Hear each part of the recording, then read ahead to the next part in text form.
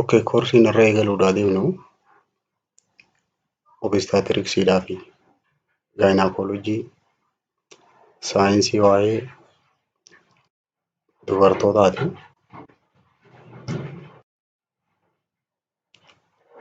Koorsii kana keessatti obistaatriksii jechuun maali? Gaayinaakoolojii jechuun maali? Asirraa eegallee hanga xumuraatti bal'inaan wajjin ilaalla. Jalqaba obistaatriksii jechuun maali? Hiikkaansaa akkasuma gaayinaakoolojii jechuun maali? Obistaatriksiin it is a branch of medicine dha. Saayinsii wal'aansaati that deal with care of woman during pregnancy, childbirth and recuperative period following delivery.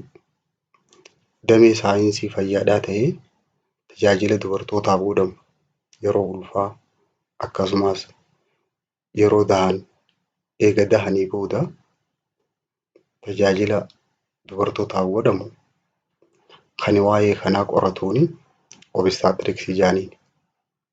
Wanni inni kun qoratu pireeginaansiidhaa fi chaayildibirziidha. Ulfaa fi akkasumas dahumsa. Gaayinaakoolojii jechuun maali? Innis damee meedisinii keessaa fiiziyoolojii and paatolojii of non-pregnant state dha. Rakkoolee dubartoota yeroo ulfan tahin female reproductive organii kan qoratu gaayinaakoolojii jedhaniin. Sirna wal hormaataa kana qaamolee hormaataa dubartootaa kana kan qoratuuni gaayinaakoolojii jedhaniin. It branches of medicine which treat function and disease peculiar to the woman. Saayinsii wal'aansa dhukkuboota dubartootaa yeroo isaan ulfan tahini saayinsii kana qoratuuni gaayinaakoolojii jedhaniin. It is study physiology and pathology of non-pregnant state dha. Yeroo ulfan tahin uumama qaama fayyaa qabuu fi akkasumas yeroo dhukkubsate dubartoota yeroo isaan ulfan tahin kan wallaanuun gaayinaakoolojii jedhaniini. It is study about female reproductive organ.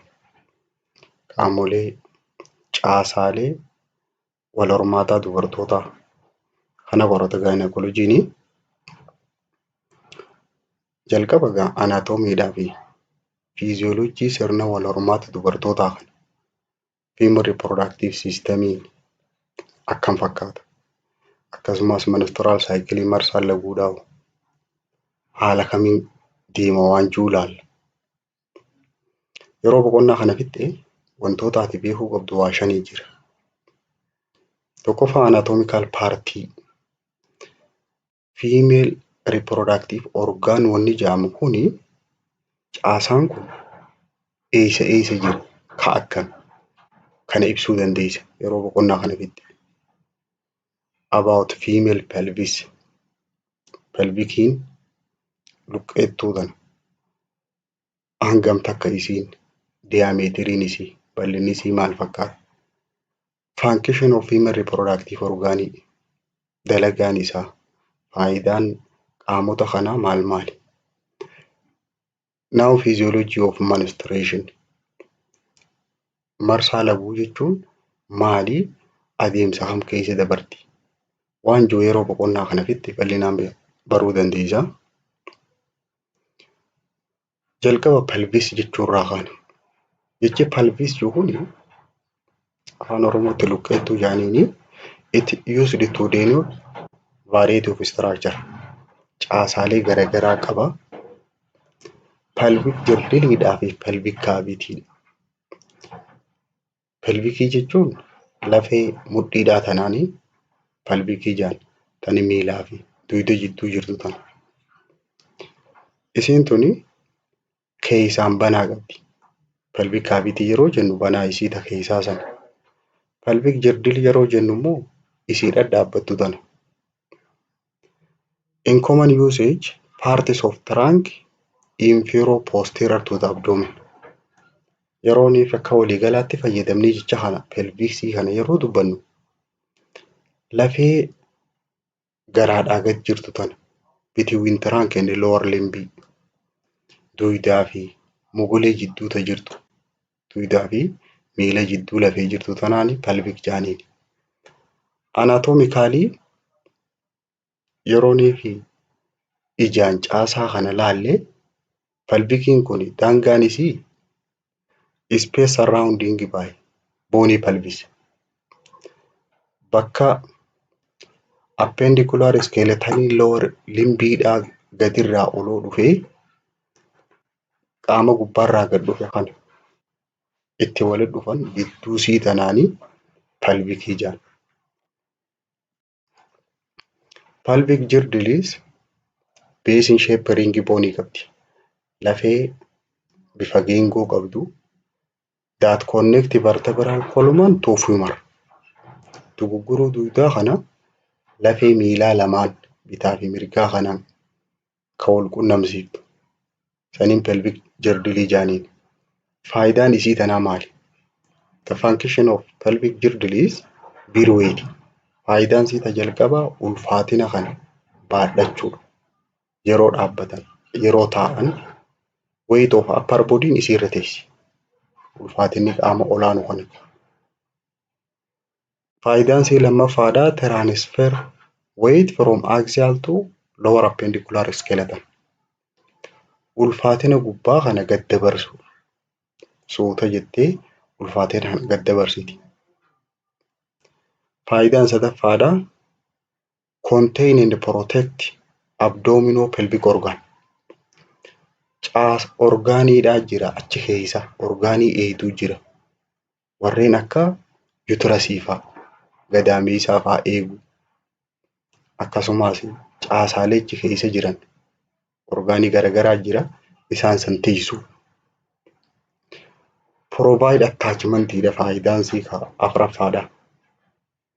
Attachment bakka itti waa hidhatanii irraa ka'an iddoo ka'umsaa erectile body of external genitalia qaamni saalaa ka achi ba'u kuni bakki inni irraa achiin ba'u lafee tana akkasumas muscle and membrane maashaan naannawaa san jirus bakki irratti hidhamee irraa ba'u lafee tana. Pelvic girdle yeroo jennu lafee tana baanu. Lafeen tuni lafee duudaa duuguruu duudaatii fi lafee miilaa tana jidduu jirti. Ulfaatina gubbaarraa gad dhufu baadhattee qabdi. Akkasumas ulfaatina kana gamanaa fi gamana dabarsuudha faayidaan isii kabiraa. Yeroonii fi fuula duraa achi ilaallu anterior view jedhama kun. Yeroo achi ilaallu kana fakkaata pelvic girdle jaaniin. Front view dhaa fi rear view yeroo fuula duraa fi duubaa yeroo ilaallu waan isiin fakkaattu yeroo fuula duraan asii achi ilaallu kana fakkaatti. Yeroo duubarraa ilaallu garuu pelvikiin tun lafee tana fakkaatti. Pelvisiin tun ta dhiiraatii fi ta dubartootaa garagara. Isiin jalqabaa tuni ta dubartootaati. Jala kanaan bal'oodha. Uraan isii tun gadoo. Ka warra dhiiraa immoo qal'oodha. Onnee fakkaatti naaroowiidha. Sheeppii isii waliin laalla. The pelvis is anatomically bounded by 4 bones. Pelvikiin tuni lafee afurii marfamtee jirti. Lafeen afran tuni 2 innominate bone lafee mudhiidha. Hippi boonta jaaniin lafee lama ta bitaa mirgaan walitti dhuftu.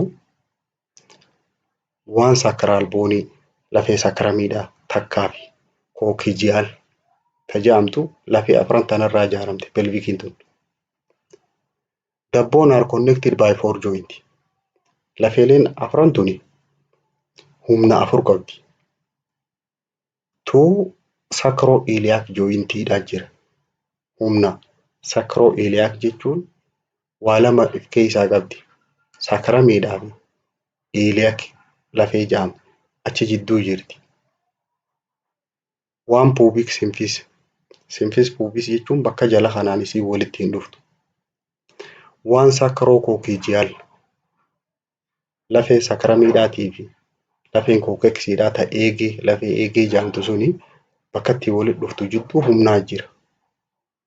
Jooyintiilee afran kanaa jira. Suuraa irratti isinii agarsiisa. Femur and hip is connected to bony ring acetabulum. Lafee miilaatii fi lafee mudhiidhaatuun bakki itti walitti dhuftuun suni acetabulum jaaniini geengoo akka kubbaatti isiin keessa ol seentu san. Amma humnitii afran dubbanne sacroiliac jechuun lafee tanaa fi tana jidduu jirtu tana. Iliac crustiin ishii guddoo kanatti ol dhaabbattu tana. Sacroiliac jointii ka jaaniin lafee tanaa fi lafee dugugguruun duudaa irraa cabxuu fi akkasumas jirdilii tana isii cinaadhaa tana jidduu humna jirtu. Humniti lammaffaadhaa kookeksiidhaa fi sakaramii jidduu bakka kana humnaa jira. Saakirookookijiyal jaaniin. Humniti sadaffaadhaa simfis puubis jaaniini bakka lafeen puubikiidhaatuun itti walitti dhuftuun tana. Lafeen tuni maqaa garagaraa qabdi. Kompaariizhinii yoo wal madaalchifnee ilaalle ta dhiiraa akkamii ta dubartiidhaa akkamii wanni isiin fakkaattu. Jeneraal istiraakcharii isaa yoo ilaalle caasaan isii waliigalaa warra dhiiraa tuni furdoodha akkasumas ni ulfaatti. Thick and heavy'dha. Ka warra dubartootaa immoo qal'oodha haffalliidha. Hin ulfaattu. Greater pelvis jechuun inni kana ol dhadhaabbatu sun akka gaafaa cinaa lamaan hin dhadhaabbatu suni diippiidha ka warra dhiiraa gad fagoo. Ka warra dubartootaa immoo gubbaa tanarra jira. Lesser pelvikiin garri gad aanu yeroo karaa keessaatti gad deemte ta warra dhiiraa dhiphachaa deemti. Narrow and tapering gubbaarraa gara gadiitti dhiphachaa deemti. Ka warra dubartootaa immoo wide and shallow'dha. Silindarii fakkaatti geengoo bal'oodha. Inleetiidhaa fi outleetiidha qabdi. Pelvikiin kun karaa gubbaadhaatii fi karaa jalaan ilmoon gadi hin baatu. Inleetii isaa yoo ilaalle heart shape'dha ka warra dhiiraa. Dhiphoodha bakki gadi hin seentu tuni. Garri gadi ka warra dubartootaa immoo wide'dha oval shape'dha killee fakkaatti. Outleetii isaa gara gadiitiin bakka gadiin silaa ilmoon baatuun san yoo fudhanne ka warra dhiiraa small'dha. Garmalee dhiphu. Ka warra dubartootaa large'dha. Yeroo ka gubbaatii fi ka jalaa wal ilaalle xiqquma garaagara. Pubic arc and subpubic angilii isaa booda bakka isiin jirtu isiniin agarsiisa. Ka warra dhiiraa digirii 70 gadi. Ka warra dubartootaa immoo 80 oli. Obturator foramanii yoo ilaalle obturator foraman jechuun walakkaa isiisanii. Ka warra dhiiraa raawundiidha jechuun akka mukaatti dhaabbata walakkaa san.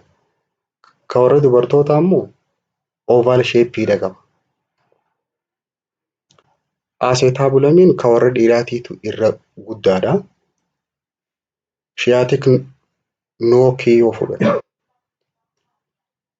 ka warra dhiiraa qubee V fakkaata. V shape. Ka warra dubartootaa immoo digirii 90. Mee jalqaba tokko tokkoon haa laallu isaan kana. Pelvikiin kun lafeelee afur irraa ijaaramte jenni. Lafeen tuni innominate bone tajaaniin lafee bitaa mirgaa walitti dhuftu hippi boonii takka immoo coxal bone jaaniin. Innominate bone is consist 3 parts. Lafeen tuni lafee sadii of keessaa qabdi. Ilium, ischium fi pubic jaaniin gubbaarraa gara gadiitti. Iliumiin isii qalama diimaa qabdu tana. Ischiumiin ammoo isii qalama magariisa qabdu sana. Pubisiin isii qalama keelloo qabdu tana. Acetabulum bakki jaaniin bakka miilli dhufee itti kaayamu tanaan acetabulum jaaniin.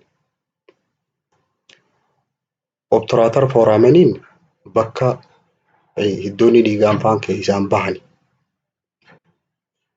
Isiin walakkaa jirtu tuni bakka duydirraa cabe. Duuguruun duydaa asiin ol jirti. Ilium is the largest and uppermost three pelvic bone. Lafee pelvikii tana keessaa isiin guddoon fi ta olaantu ilium jaamti. Upper and back parts of pelvikii isii tanarraa ijaaramte. Duubaa fi garri olaanu pelvikiin tuni ilium irraa ijaaramte. When hand is placed on the hip, yeroo harka mudhii irra kaayatan bakki harki sun irra taa'u iliac crest jaaniini upper borderidha. Amma namni yeroo dadhabee harkasaa mudhii irra kaayatee bakki inni qabatu sun iliac crestidha. Inni olaanu kun. The superior fan-shaped parts of hip boneidha. Iliumiin kuni pelvikii keessaa lafee olaantu tani sheeppiin isaa akkanatti akka gaafaatti ol babaatee jirtu. Wanni isiin fakkaattu akkana gamanaas dadachaatee jirti. Ilium jechuun isii tana. Isii qalama diimaa qabdu tana. Ishium is the lower part below the hip joint. Irraa gadiin jirti. Lafee amma dubbanne tana itti aansee ishiumiin bakki isiin jirtu isii halluu magariisa qabdu tana. Gara duubaatiin jirti. From it projected tuberosity of ischium on which bodies rest when sitting. Bakki namni yeroo gad taa'e qaamni irra taa'u suni ischium jedhamti. Yeroo dhaabbatu bakki namni mudhii irra harka kaa'atu suni isii olaantu tana iliumii tana. Bakki yeroo ta'an irra gad taa'an tuni ischium jedhaniin. Pubisiin ammoo gara fuulduraatiin. Pubic bone is anterior part. Gara fuulduraatii.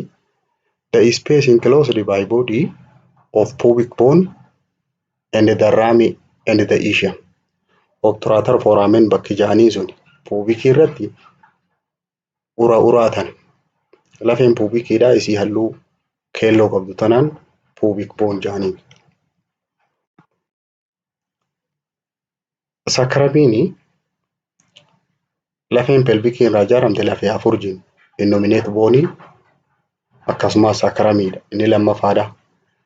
Triangular wide shaped boneidha.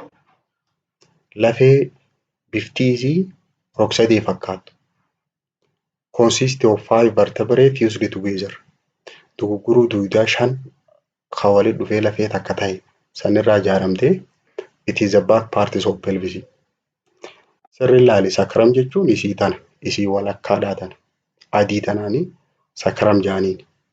Dugugguruu duydaatiitu walitti lafee takka ta'ee isii tana ijaare.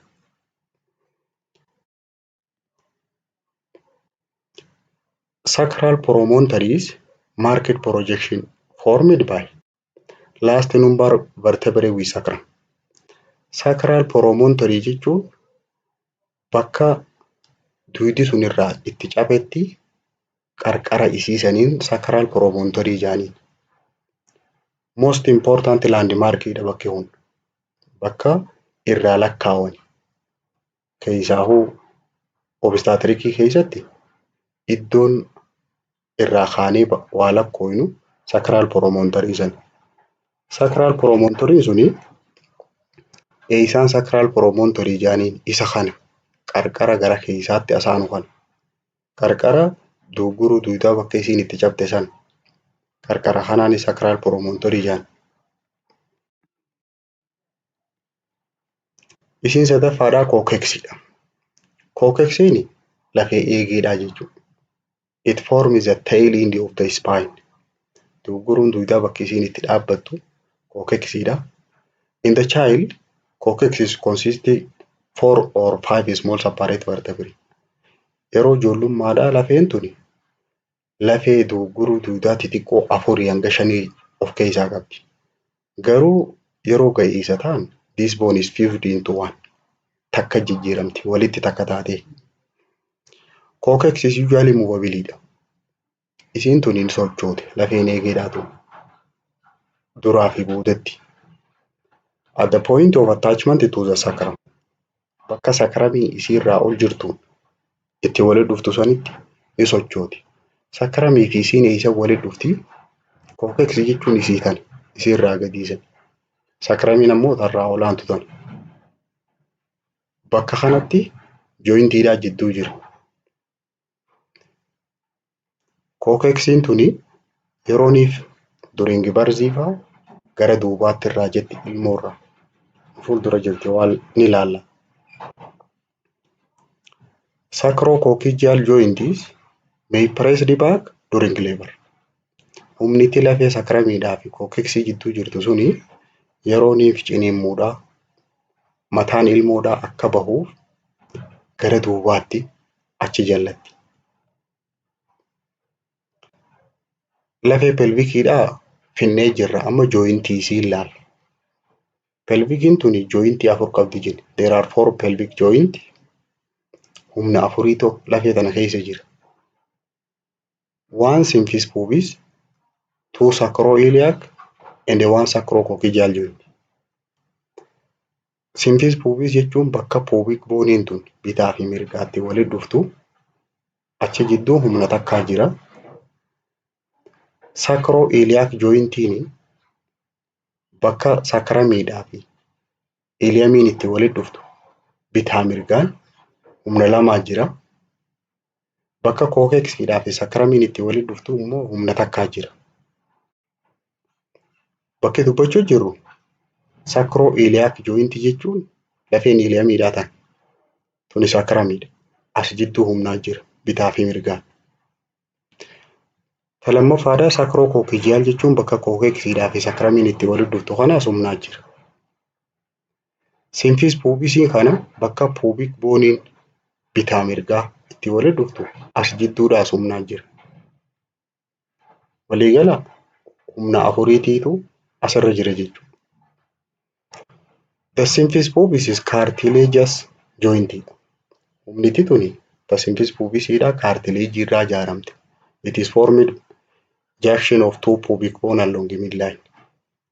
Walakkaa irratti bakka lafeen pubikiidhaa tun lamaan itti walitti dhuftu humnitichi jidduu jirtu sun symphysis pubis yaaniini wanni isiin irraa tolfamte cartilageidha. Sacroiliac joint are the strongest joint in the body. Qaama keessaa humniti jabduun sacroiliac jointii tajaamtu sana bakka sakramiidhaa fi iliamiin itti walitti dhuftu kana hin sochootu humniti tun. Sacrococcygeal joint is formed where coccyx is articulated with tip of sacrum. Yeroo hundeen coccyxiidhaa fiinta sakramii irratti dhaabbattu bakka isiin sun walitti dhuftu maqaan kunuu achirraa dhufe sacrococcygeal ka jiruun bakka sakramiidhaa fi coccyxiin itti walitti dhuftu. Sacroiliac ka jirus bakka sakramiidhaa fi iliaakiin itti walitti dhuftu achi jidduu jira. In a pregnant state, there is very little movement in this joint. Dubartiin fi yeroonii fi ulfin jirre humniti tuni waa xiqqoo sochooti. But during pregnancy, garuu yeroo ulfaa endocrine activities cause the ligament to soften. Hormooniin endocrineidha. Ligamentiin naannawaa san jiru akka lallaaffatu taasiseeti which allow the joint to give and provide more room for fetal head. Yeroonii fi karaa kana keessaan gabbaatu akka inni kun irraa bal'atu taasisa yeroo ulfaa. Ligamentiin naannawaa san jiru ni lallaaffata. Pelvic ligament is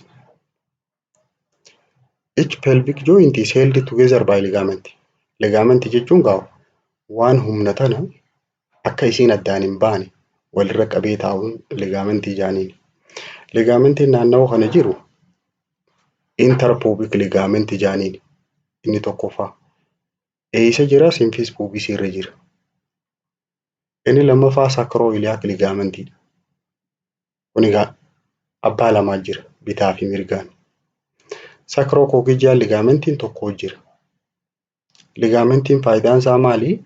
Humniti tun akka addaan hin baane walirra qabee taa'uun. Sacrotuberous ligamentidhaa fi sacrospinous ligamentii jaaniin. Akka waliigalaatti pelvic ligamentiin 8tu jira. Ligamentii jechuun isa kana. Kan humna tana walirra qabee taa'uun. Lafee tanaa fi tana walirratti qabee taa'uun kuni maqaan isaa maal jaaniini? Sacroiliac ligamentii jaaniin. Bakka symphysis pubisiin jirtu kanas ligamentiidhaa jira. Gubbaa tanarraan ka'ee jiru. Sacrospinous warreen jennu jala saniin walitti hidhee jira. Sacral promontory kan jennuun bakka duuditti irraa cabe. Bakka sakramiin qarqarrisii guddaan itti dhaabbatu sanii sacral promontory jaaniin. Akka waliigalaatti ligamentii garaagaraa 8tu asirra jira.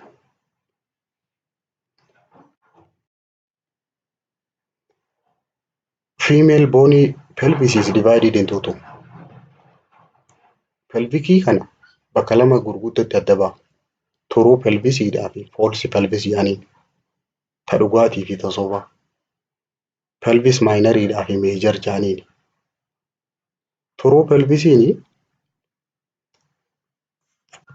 fi false pelvisii garaagarummaan isaa inni ala kanaan guddaan mul'atu kuni greetariin kun akkana ol bahee jiru kuni bitaa mirgatti halluu magariisa ka qabu kun false pelvis jaaniin ka sobaati. True pelvisii jechuun ammoo qaawa sadi uraa ilmoon booda keessaan gabbaatu san. Saniini lesser pelvisii yookaan ammoo pelvis minorii jaaniini true pelvisis ni jaaniin maqaa sadii qaba. Pelvic brim jechuun qarqara isaa kana daangaa isii tana. Kanaani pelvic brim jaaniin naannawa isii kana. Bakka lamatti adda baafna. Lafee guddoo tanaa fi uraa isii sana. Isiin guddoon tun false pelvis jaaniin. Uraan sun ammoo true pelvis jaaniini bakka lamaan kanatti adda baafna lafee tana. Greater pelvis or false pelvis is parts of pelvis superior to pelvic inlet. Gubbaa tanarra kan jiru kana bakka silaa mataan ilmoo gadi hin seenu. Gubbaa kanarra kan jiru bounded by iliac ala posterolaterally and S1 vertebra posteriorly. Daangaa isii tanaaf greater pelvisiin kun asiin wanni inni daangeffameen sakramiidhaa jira gara kanaan. Duuba sani gamanaan ammoo iliaakiidhaa jira. Daangaa isii tanaas itti himu jira. Occupied by abdominal viscera like ilium and sigmoid column. Isii tana wanni false jennuuf dahumsaa fi miti. Faayidaan isii marrimaan faadhaatu keessa qabatee jira. Marrimaan qal'aadhaa fi furdaan faanas as keessa qabatanii jiran bakka kana gara gadiitiin. True pelvisiin bony canal through which fetuses pass during birth. Isiin dhugaadhaa suni bo'oo lafeedhaa bakka yeroo dahumsaa ilmoon keessaan baatu san bo'oo san banaa san. It is major obstetrical and gynecological significance.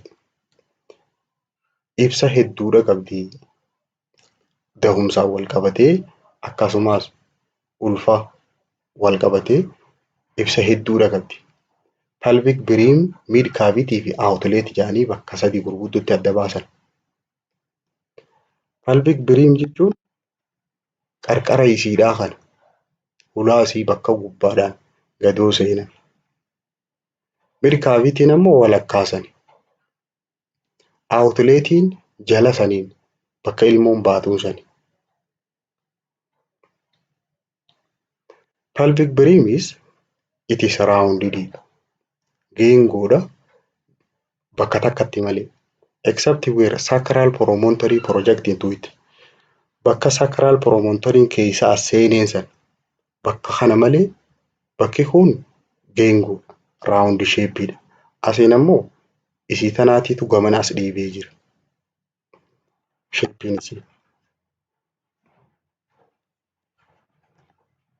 You need to be familiar with the fixed point on pelvic brim that known as landmark. Kanaafuu wanni ati asirratti beekuu qabdu iddoon ka'umsaa bakki yeroo bal'ina isii tanarraa saffarattu bakki ati irraa kaatu pelvic brimii tana tahuu tana beekuu qabdu. Important landmark on pelvic brim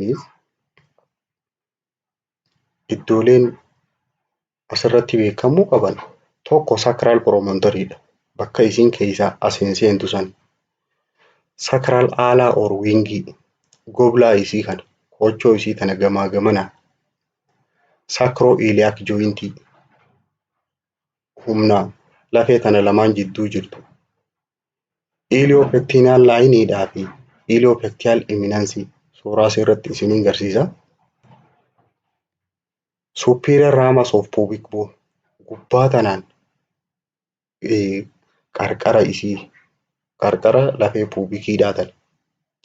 Upper inner borderii gara olaanu saniin daangaa isii bakka itti dhaabbattuu fi gadii tanaan bakka isiin itti dhaabbattu wanni ati beekuu qabdu. Promontorii jechuun bakka kana bakka isiin itti irraa cabdatan. Sacral alaa jechuun isa bakka isiin goblaa fakkaattuun kana qarqara kanaan.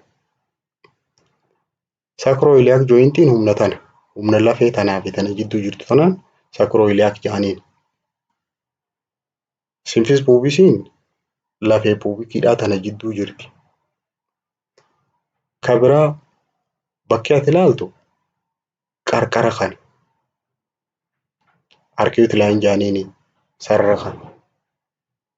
Yoo keessatti gamas achi jallate bahiinsa ilmoo irratti rakkoo waan fiduu danda'u iddoon ati laaluu qabdu bakkaan gahan. Diameter of brimiin bal'inni isii tanaa hangam takka. Diametiriin yeroo jennu karaa garagaraatiin saffarra. Antiroo posterior yoo saffarre duraa duubatti jechuudha. Line from sacral promontory to upper border of symphysis pubis. Asirraa kaafnee yoo hanga asiitti gadoo saffarre antiroo posterior jedhaniin duraa duubatti hangi isiin tun bal'attu hangamii. When line is taken to uppermost point of symphysis pubis, it is called anatomical conjugate centimeter 12 duraa duubatti. When it is taken posterior border of upper surface, yeroo gara duubaatti saffarre obstetrical conjugate jedhaniini centimeter 10 takka. Obstetric conjugate jechuun banaa daa'imni sun ittiin bahuudhaaf achi keessa jirtu jechuudha. Hanga daa'imni keessaan bahuu dandeessu agarsiisa. Antiroo posterior diameter jechuun duuba kanarra lafee tunamma lafee dugugguruu duudaa sani. Asirraa hanga symphysis pubisiitti antiroo posterior jechuun duraa duubatti. True conjugate jechuun asirraa gara gubbaa sanitti yoo laallee diagonaalii asirraa kana gadoo yoo qabne hangi isiin bal'attu duraa duubatti seentimeetira meeqa antiroo poosterii jechuun yoo gubbaarraa gadoo ilaalle asirraa akkana gadoo safaruu jechuudha. Antiroo poosterii. Kun ammoo gamanarraa haafnee garanatti tiraanisvarsii. Achirraa hanga asitti yoo safaru taate kun obliik jaaniin. Shafaaxaadhatti. Diagonal conjugates anteroposteriorly from lower border to sacral promontory.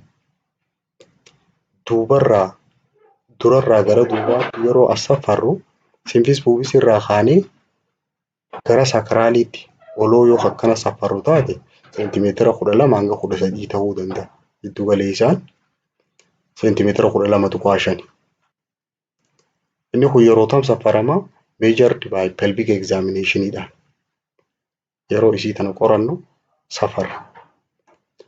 Oblique diameter kan jennuun shafaaxaadhatti line from sacroiliac joint takkarra gara iliopectineal eminenceetti.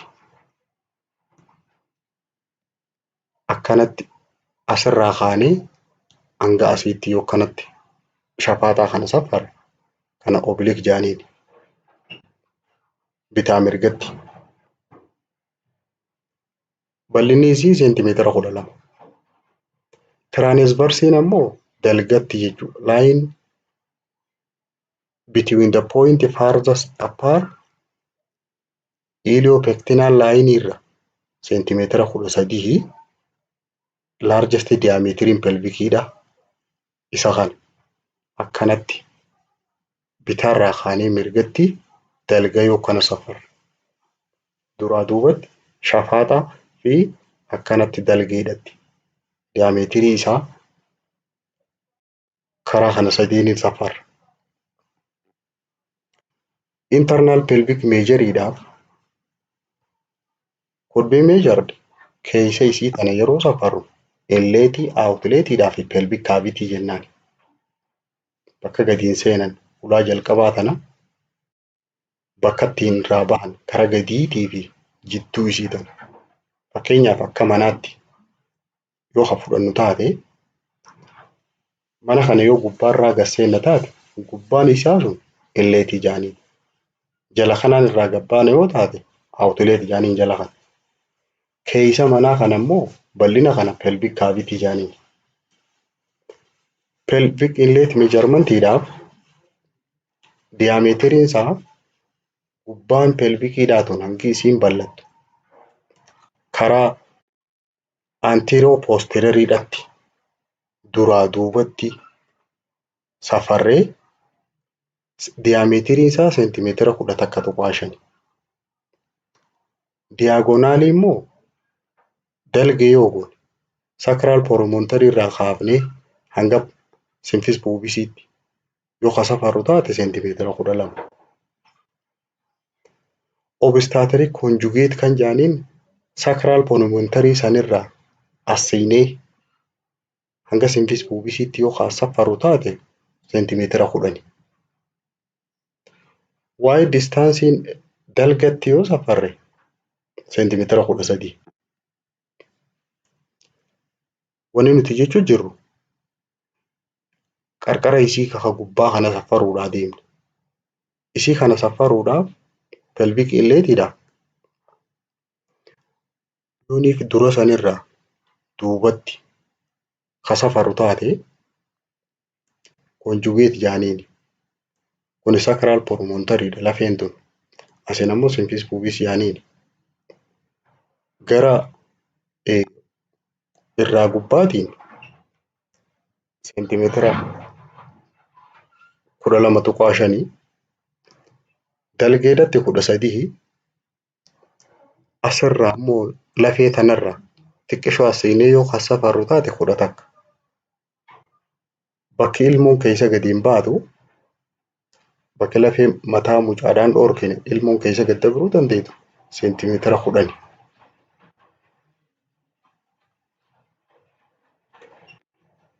Pelvic cavity kan jennuun extend from brief above outlet.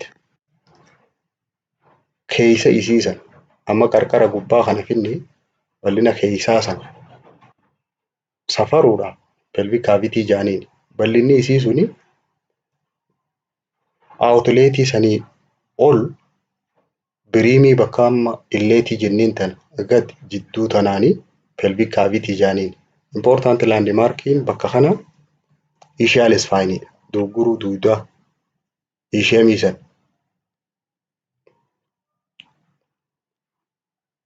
Pelvic cavity jechuun keessa isiidhaa sani. Keessa san bakka reefu qarqara gubbaa kanas safarre. Amma immoo bal'ina keessaa sani. Seentimeetira hangam takka mid plane or plane of least pelvic dimensionidha. Bal'inni isiidhaa hanga gubbaa kanan geessu jala sani keessi walakkaan sun. The mid pelvis is measured at the level of ischial spine. Bakki isii irraa safarru ischial spine jaaniini lafee tanarraa safarra. Lafee cinaa gamana jallattee jirtu tana. Bal'inni isii ka dhugaadhaa lafee tanaa fi tana jidduu interspinous jaaniini seentimeetira 10 asii fi as jidduu. Transversitti immoo yoo walakkaa tan akkana safarree 13 asii fi harma jidduu gadii olitti yoo safarre 10.5. Isa san lafee santu gamana jajallatee jira tanaaf seentimeetira 10 deebi. During the labor, mid pelvis and the ischial spine serve to mark the zero station. Bakka yeroo ciniinimmoo hordofu. Mataa mucaadhaa gasseenii jennee 5 irraa kaafnee hanga 0tti gadoo oofnu suni isa kana. The transverse diameter is 10 cm. The smallest pelvis diameter idha. Dalgi kuni seentimeetira 10 yoonii fi bakki kun kanaa gakka kutu taate obstructive laboriin dhufuu danda'a. Ciniinmuun sun ilmoon sun dhalachuu hin dandeessu. Kanaafuu bakka kana sirriitti safaruun barbaachisaadha. Anteroposterior diameteriin seentimeetira 10.5 duraa duubatti. Normaalii at least seentimeetira 10.5 anteroposterior duraa duubatti jechuudha. Dalgatti gara oliitiin 13.5 garuu lafee tanaa fi tana jidduu seentimeetira 10. Interspinous diameter of mid pelvis anteroposterior and transverse diameter waa sadeen kana asirra kaa'an. Pelvic outletiin bakki gadiin bahu garri jalaa suni two and described as anatomical and obstetrical. Lafeedhaa fi yeroo da'umsaa kara lamaan kanaan ibsina. Anatomical outletiin lower borderidha. Lafee tanarraa xumura isii bone together with sacrotuberous ligamentidha wajjin bakka lafeen itti walitti dhuftu. Bifti isii anatomically yeroo laallu diamond shape fakkaatti. Diamond fakkaatti waan roga jaha.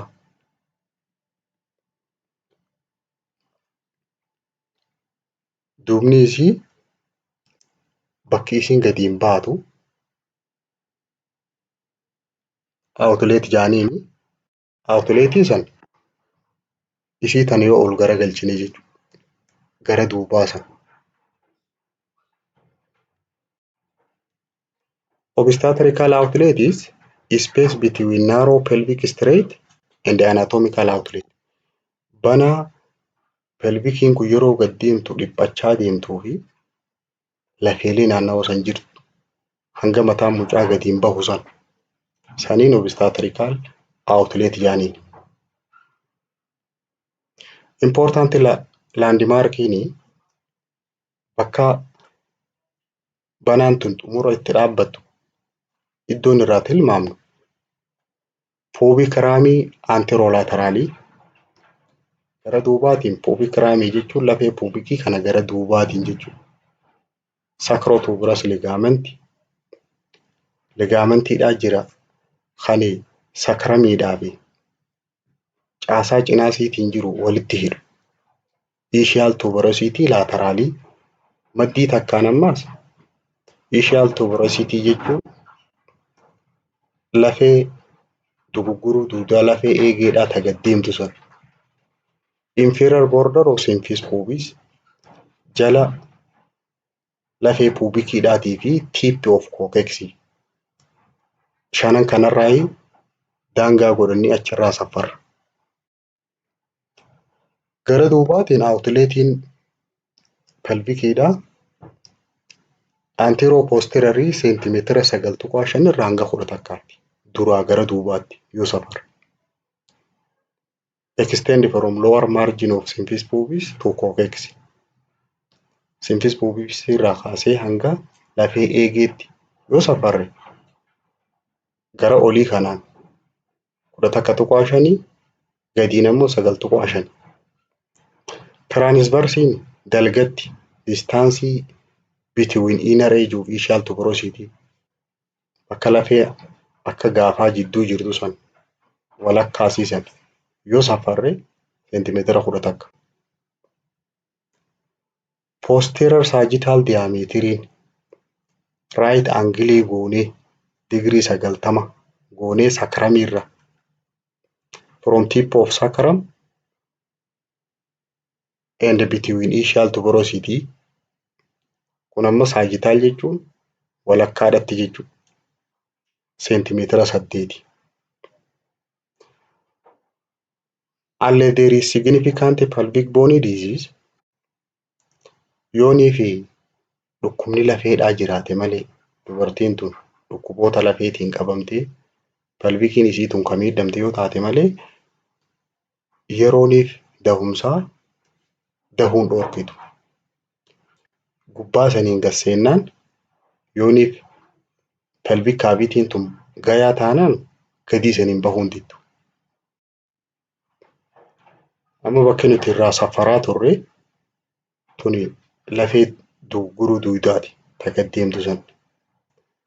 Asirraa hanga symphysis pubisiitti fuulduratti anteroo posterioriin gara olii kanaan asiin seentimeetira 12. Bakka yerooniif walakkaa kana geenye 11.5 taati. Yeroo gasiine 11 taati. Anaatoomikaalii gara alaatiin seentimeetira 13. Kun ammoo ka obstaatirikiiti kan ilmoon keessa baatuuni. Sagittal sectioniidha kun amma walakkatti adda mureeti suuraan tun kan agarsiisuu jiru. Anteroo posteriorly duraa duubatti yeroo safaru. Female pelvic canalii seentimeetira isaa yoo laalle pelvikii kana bakka sadiitti adda baafna. Biriimii, kaavitii fi outletii jenneen. Biriim jechuun gubbaa isiisan qarqara isiisan ulaa bakka isiin gadiin seentu. Kaavitiin ammoo keessa isiiti bal'ina. Outletiin bakka gadiin baatu. Safarri isii tanaa garagara. Anteroo posterioriitti duraa duubatti biriimiin seentimeetira 11. Kaavitiin ammoo seentimeetira 12. Outletiin 13. Oblique goonee yoo safarre dalgatti shafaaxaa goonee yoo safarre walqixa. Biriimiinis kaavitiinis outleetiinis seentimeetira 12. Transversiin ammoo yooniif akkanatti labbaadhatti kana safarre biriimiin seentimeetira 13. Kaavitiin 12. Outletiin 12. Gubbaarraa gara gadiitti xiqqaachaa deemti.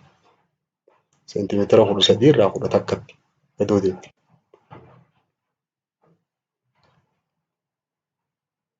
The 4 types of female pelvisiidhaa jira. Gosti lafee pelvikiidhaa dubartootaa kana gosa 4 jira. Caldwell-Molly classification of pelvic type according to shape of brim bakka afuritti adda baasan. Sheeppii gubbaa ishii tanaa waan isin fakkaattu ilaalanii bakka afuritti adda baasanii gaayinaakoid, androoid, artiroopoidii fi pilaatipaaloid jedhaniin. Gaayinaakoidiin ta warreen dubartootaati. Female typeidha. Androoidiin ammoo male typeidha. Ta warra dhiiraati. Antiroopoidiin ape-likeidha. Tuni gosti isii tuni ta bineensotaati. Pilaatipaaloidiin ammoo waan isin fakkaattu waliin ilaalla. The majority of pelvis is mixed typeidha. Irra hedduun isaan kana hunda wal keessatti haammatti. Gaayinaakoid tan jedhaniin isii akkanaa tanaan gaayinaakoid jedhaniin. It is a normal female typeidha. Pelvikii warra dubartootaa isa kana. Inlet is slightly transverse. Bakki gadiin seenan tuni uraan isii tuni xiqqoo transverseidha. Sacrum is wide with average. Lafeen sacramiidhaa sun irraa bal'oodha. Gamanaas hin jenne lafeen eegeedhaa sun. Pubic angle isaa yoo ilaalle angiliin isaa akkanatti dalga safarree sarara yoo kana goone digirii 90. Kana walakkatti yoo murre digirii 90 taati. Side wall straight with blunt ischial spine. Lafeen guruu dugdaa suni qara hin qabdu. Bluntidha. Doomaadha. The best chance of normal vaginal delivery qaban. Warreen akkanaa kun jalaan dahuu ni danda'an. Warreen pelvikiin isaanii bifa kana taate. Gosti lammaffaadha androoididha. Gosa kana. Onnee fakkaatti. Pelvikii warra dhiiraa gosatan. Inlet is triangular or heart shape. Yeroo asii galaallu bifti isii rog-sadee fakkaatti yookaan onnee fakkaatti. With anterior is narrow apex. Gara gadii kanaan fiinti kun inni qallachaa deema. The side wall is converging. Cinaan isiidhaa kun bitaa mirgi kuni keessatti gamana jallatee jira. Paneliidha fakkaatti buuftuu waan wayiin itti naqan. Projecting ischial spine. Ischial spine sun keessatti as jallatee jira. Digirii isaa yoo ilaalle it is narrow less than 90 degreedha. Digirii 90 gadi. Dubartoonni yoo pelvikiin isaanii kana taate ilmoon keessaan hin baatu. Gosa sadaffaadhaa artiroopoidiidha. Artiroopoidiin ape-like typein gosa kana anteroposterior diameter is long.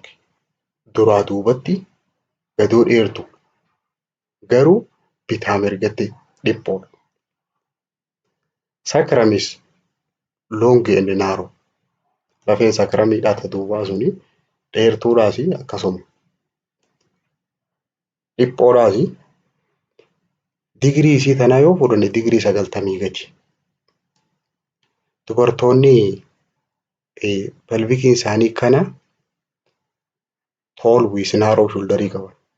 Dubartoonni kanaa kun dubartoota dhedheeroo kani ceekuun isaanii walitti qalloodhaati. Dubartoota dhedheeroo qomatana hin bal'anne jechuun ceekuun isaanii tun babal'oon tahin pelvikiin isaanii gosa kana jedhamee ilaalama. Antiroopoid jedhaniin. Gosti afuraffaadhaa pilaatipaaloid jedhaniin. Tun dalga dheertuudha duraa duubatti gabaabdu. Flat female typeidha. Tuni diriirtuudha. Baxxeedha. Kalee fakkaatti sheeppiin isii. Kidney shape piriimii qabdi. Gubbaa tana kalee fakkaatti. Anteroo posterior diameter is short. Duraa gara duubaatti safarri isii gabaabaadha. Transversiin ammoo dheeraadha. Subpubic angle isii wide'dha. Bal'oodha. Asiin. Garuu warreen akkanaa kuni ilmoon keessaan bahuun ni ulfaatti.